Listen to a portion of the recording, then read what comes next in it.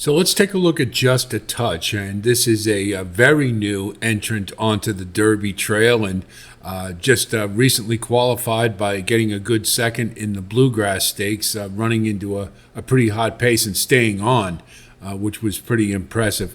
This one's owned by Qatar Racing and trained by Brad Cox. He got Florent Giroux in the irons, and you see lightly raced, only 3 starts, so this one has demonstrated a fair amount of precocity to get this far. We take a look at the pedigree, and you see by Justify now, Justify has been extremely effective as a sire, most notably on turf, but a mile and an eighth seems to be about the limit. So that's a little bit of a concern when we think about Just a Touch and his prospects for the Derby. Moreover, the fact that he does run up near the pace, and if the pace is a little on the heated side, then potentially that could do him in. So that's something to think about. You look at the dosage index, and again, it's pretty much the same as the rest of them. And Justify being a new sire, it's logical that the genetic strength value score would be a little on the low side. He is by Touching Beauty, who's a black type mare out of Tappet, and that's a family 4 is a pretty good female family as far as I know. You see one thing that's a little bit of a concern. You see that the conduit mare profile, that there's a little more speed than there is stamina. And in doing a little deeper dive into this one's pedigree, one of the things that you can look up on Pedigree Online is common ancestors and inbreeding and line breeding type of things. And I don't normally do that, but I just happened to take a look here. And the most blood that Just a Touch has is that of Pulpit. And you see Pulpit is the mare's grandsire. And Pulpit was, as a racehorse, was certainly a very, very good one. But he was kind of tapped out at a mile and an eighth, and was the favorite for the Derby, and did not win it that year. I believe it was Sea Hero, if I'm not mistaken, that year. But anyway, so that's just something to keep in mind. And then you know, being by Justify, where a mile and an eighth is maybe about the extent of the distance they'll get, and then you go. You look down at the conduit mare profile, and it's a little more attuned to speed than stamina. So that may be an issue going into the Derby. It's something to keep in mind. And I just thought it was important to try to get a little bit better feel for this one's pedigree, because it is only the 4th start, and it's certainly a mile and a quarter would be a pretty big challenge for any horse in their 4th start.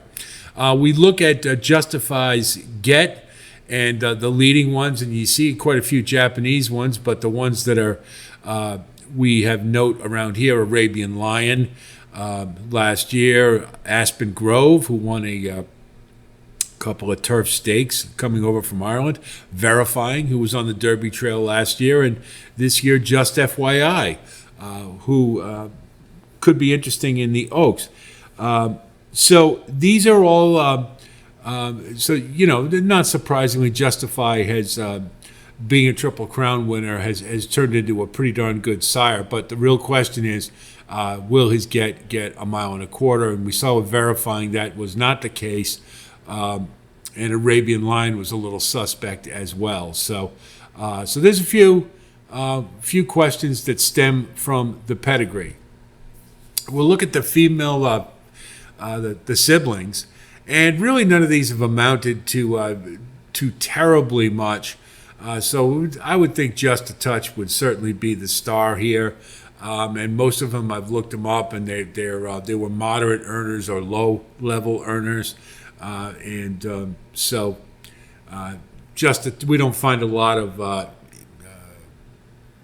comparisons there. We can find, you know, prior siblings that have performed for us. So we only have Just a Touch and his pedigree to look at. We look at the race record, and you see he's made a quantum leap from maiden special weight in January to the Kentucky Derby in just for his 4th start. And you see it started with moving him into the Gotham at a one-turn mile where he got a second, and then in the Bluegrass he got a second as well. So he has made a pretty good progression. But let's take a look at the races and see how he ran. So here's the Gotham Stakes, and as you can see, it was a muddy day for those of you who didn't get to see it. And we had a pretty good-sized field.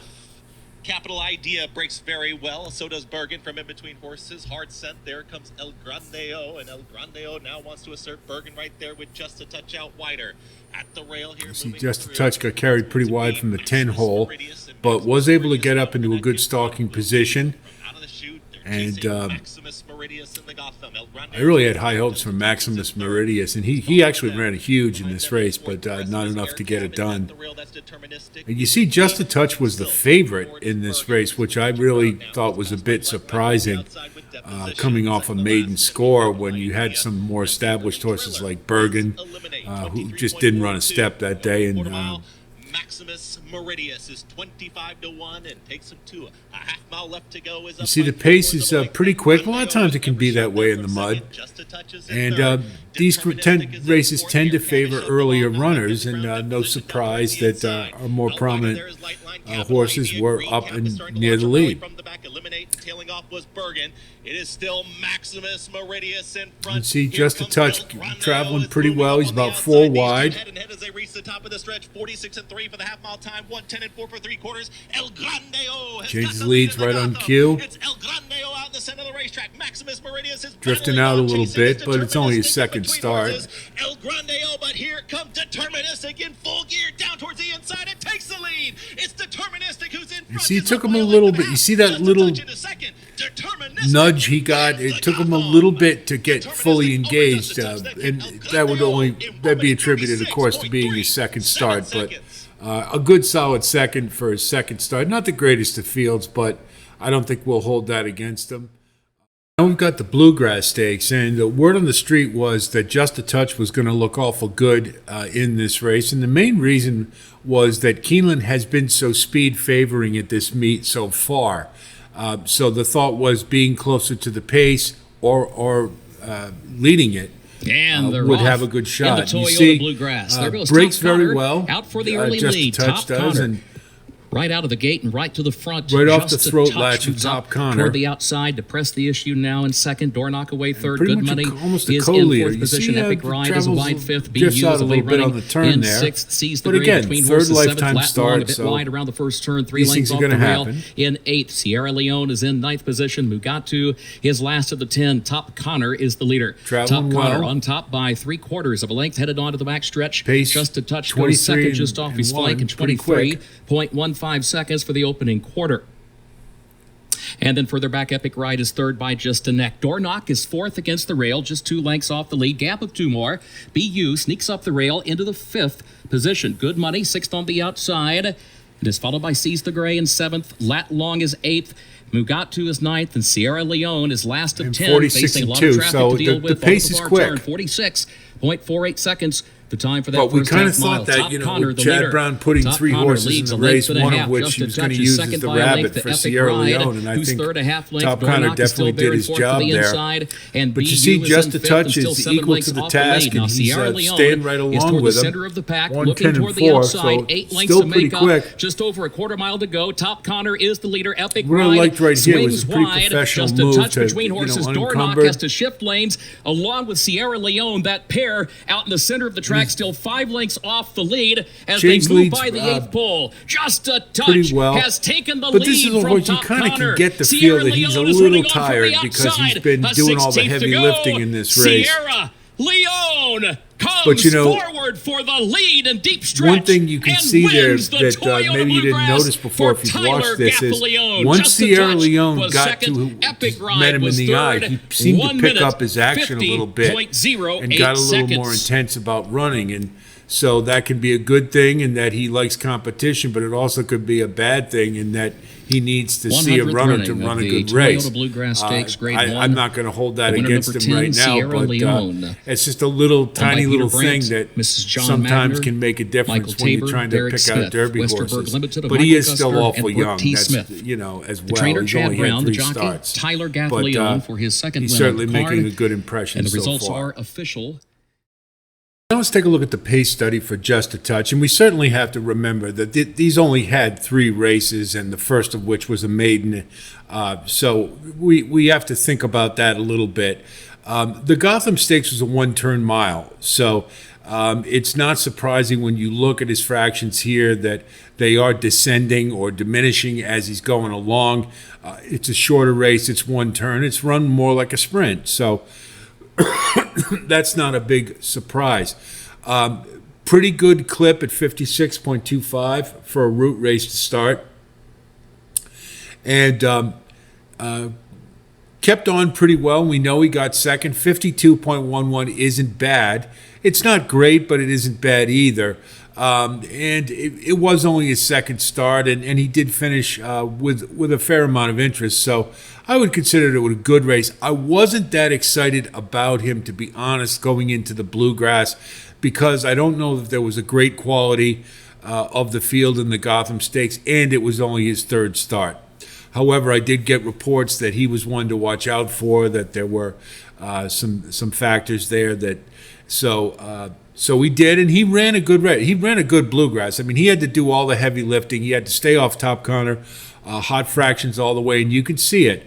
56.55, 54.21, and 50.32, because the pace was pretty hot. For a mile, 56 is not out of the realm of possibility or not unrealistic. But when you see it at a mile and an eighth, then you have to raise your eyebrows a little bit, because that's traveling pretty quickly.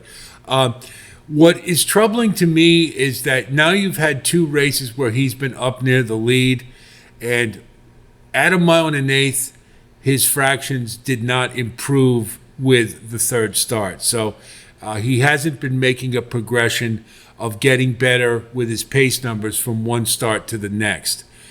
Secondly, having a marked drop-off to 50.32 is a little concerning as well. Now, he did have to run against a hot pace, that's true. But for a horse who's ready to make another step forward, you want to see that progression, particularly in the 3rd fraction, that's getting steadily better or maintaining. And he's not doing either. It was not a good last fraction. We also noted that with Sierra Leone, I might point out, is that his last fraction in the Bluegrass was lower than it had been in the Risen Star. So take that for what you will. It just looks to me, particularly when you see these pace numbers, and this is why these are so important, because visually you would have to say, well, Just a Touch looks pretty darn good to me, and all he needs to do is take another step forward, and boom, you got a Derby winner. Well, not so fast. Look at the numbers.